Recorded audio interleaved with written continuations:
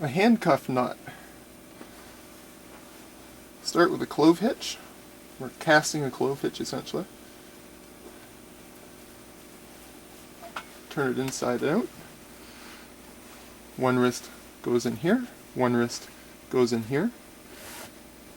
And this draws as tight as you want it to. And you can finish with a reef knot or however you want to finish this. Just don't pull this too tight on your friends. It can be painful.